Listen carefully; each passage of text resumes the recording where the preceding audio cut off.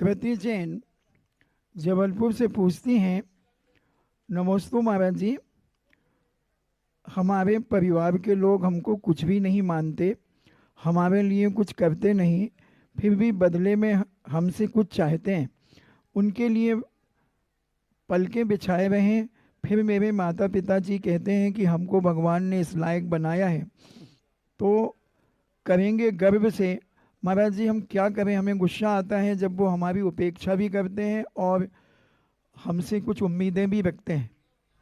या संसार विषय सुख होता, तीर्थंकर क्यों त्यागे, काहे खो शिव साधन करते, सही हम सो अनुरागे। यदि यही सब संसार में नहीं होगा तो फिर काय को लोग मोक्ष जाएंगे, काय को तीर्थंकर बने, और काय को हम लोग बाबा जी बनेंगे। संसार का जगत का स्वभाव हुआ संवेग वैराग्यार्थम। यही तो जगत के स्वभाव को देखकर वैराग्य भाव आना चाहिए। यही सब परिणतियों के ऊपर अपने मन में एक संवेग भाव। यदि यह सब संसार में नहीं होगा तो तुम्हें वैराग्य कैसे होगा? यह सब नहीं होगा तो संसार को छोड़ने का भाव क्यों करोगे?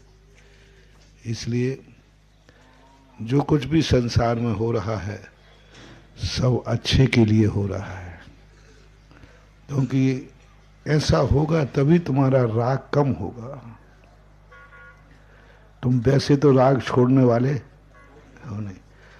तुम्हें कोई बढ़िया जम के धोखा देवे, बेईमानी करे, तो फिर तुम्हारे राग में अपने आप कमी। हाँ, अब वो द्वेष बढ़ता है, तुम्हारी भूल है, लेकिन राग कम करने के लिए ये अच्छे साधन है। देखो क्या होता है, द्वेष तो फिर भी कहीं न कहीं छूट जाता है।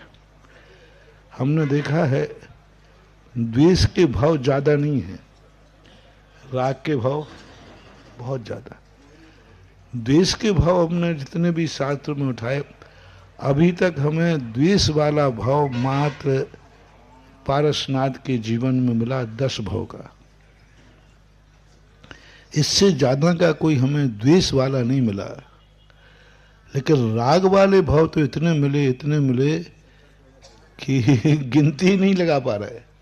अनादिकाल से पूरे प्रथमानुग ग्रंथों में पढ़ते हैं, राग की दशा इतनी ज्यादा उसका श्रृंखला टूटती नहीं।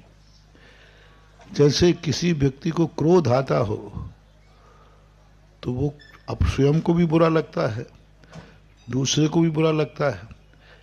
लेकिन राग यदि किसी से हो तो ना तो सामने वाले को बुरा लगता है और ना स्वयं को बुरा लगता है, इसलिए वो छूटते ही नहीं।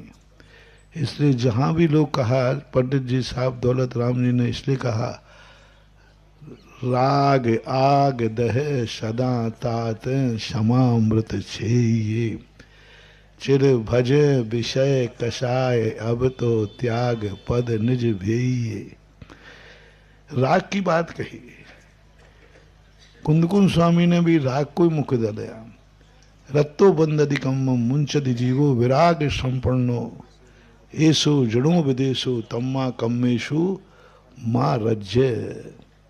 उन्होंने भी राग को, क्योंकि राग तोड़ना कठिन है, क्योंकि राग किसी को बुरा नहीं लगता। वो ऐसा मीठा जहर है कि खाते समय बुरा नहीं लगता, फल भरी उसका बुरा हो ये बात अलग है। राग गुटके के समान होता है, राग गुटके के समान होता है। खाने वाले को खाते समय अच्छा लगता है, बाद में भली कैंसर होगा तो सब जान रहे कि इसका परिणाम दुष्परिणाम है, लेकिन खाते समय थोड़ा अच्छा लगता है तो नहीं छोड़ पाते। ऐसा ही राग आदि भाव हैं, ये संसार के स्वरूप हैं। इनको जान करके अपने आप को वैराग्य में रखो, संवेग में रखो। किसी से क्रोध करने की अपेक्षा, किसी को समझाने की अपेक्षा समझने की चेष्टा करो, इसी में सार है। द्वेष करने की अपेक्षा ये समझो वस्तु स्वरूप विचार खुशी से, सब दुख संकट बस सब सहन करो, कुछ नहीं रखा।